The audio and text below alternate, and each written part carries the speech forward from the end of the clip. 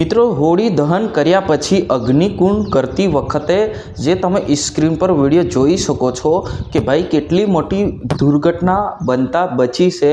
જ્યાં મિત્રો વિડીયોને અંત સુધી જોજો ને આપણી ચેનલ પર નવા હો તો ચેનલને સબસ્ક્રાઈબ કરીને લાઈક કરી નાખજો, કેમ કે આપણે ગુજરાતની બધી જ માહિતી તમારા સુધી પહોંચાડવાનું કામ અમે કરી રહ્યા છે।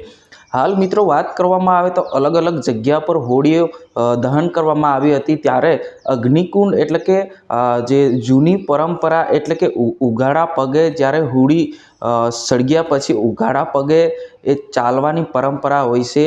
ત્યારે સુરતની અંદર એવું બન્યું કે ભાઈ કે અગ્નિકુંડ કરતી વખતે બે યુવાનો સામે સામે અથડાતા એક યુવાન જે છે એ હોડીમાં પડ્યો હતો। એ તો સારું થયું મિત્રો કે ભાઈ આમને સુરક્ષિત જે લોકો ત્યાં ઊભા હતા એ લોકોએ તરત એમને બહાર કાઢ્યા। હવે આ ઘટના બની હોત તો કેટલી ખતરનાક ઘટના આપણે કહી શકીએ છીએ, એટલે વિડીયો આપણા પૂરા જોજો મિત્રો, અને ફટાફટ તમારા જેટલા પણ વોટ્સઅપ ગ્રુપ છે એ બધા જ વોટ્સઅપ ગ્રુપમાં શેર કરવાનું પણ ભૂલતા નહીં।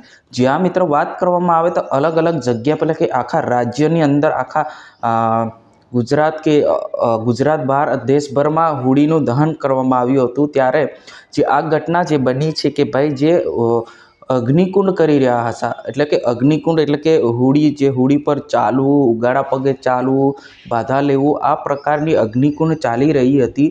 એ જ સમયે એ બે યુવાનો સામે સામે ના દેખાતા બંને યુવાનો જે અગ્નિકુંડ કરતી વખતે જે બરાબર વચ્ચે જઈને અથડાયા, અને એક યુવાન જે છે બહાર પડ્યો અને બીજો યુવાન જે છે એ અંદર પડ્યો, અને જે એમને તાત્કાલિક જે બાજુમાં યુવાનો ઊભા હતા એમને કાઢ્યું। એ તો સારું થયું મિત્રો કે ભગવાનના કૃપાથી યુવાન જે છે એ બચી ગયો।